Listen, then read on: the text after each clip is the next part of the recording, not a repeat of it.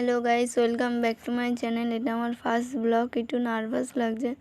তো চলো শুরু করা যাক। আমরা গেছিলাম নৃসিংহতলায় মানসিক দিতে।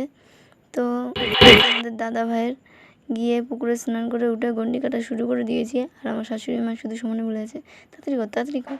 আমার যে কতটা কষ্ট হচ্ছে সেটা কেউ বুঝতে পারছে না, তাও কষ্ট মষ্ট করে যাচ্ছি, খুবই কষ্ট করে। যে পুকুরটায় আমরা স্নান করেছি সেই পুকুর থেকে এই ঠাকুরটা পাওয়া গেছে মাটি খুঁড়ে।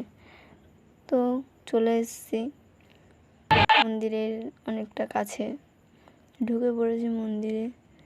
তো অনেকে দেখছিল, সবাই তাকিয়েছিল।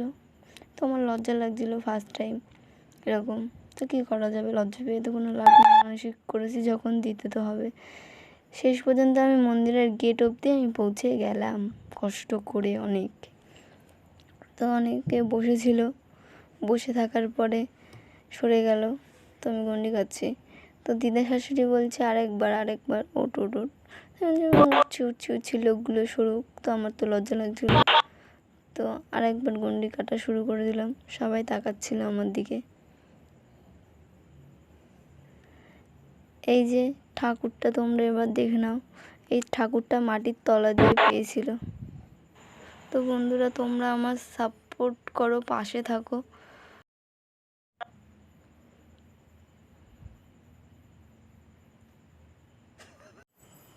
এটা খুবই জাগ্রত একটা ঠাকুর। এই ঠাকুরটা মাটি খুঁড়ে পেয়েছিল পুকুর কাটতে গিয়ে। যেই পুকুর থেকে আমরা স্নান করে গন্ডি কেটে উঠলাম, পুকুরটা কাটতে গিয়ে নাক কেটে ফেলেছিল নাকি। তো সেখান থেকে নাকি রক্ত বেরিয়েছিল। তো সবাই এসে এখান থেকে ঘুরে যেও আমাদের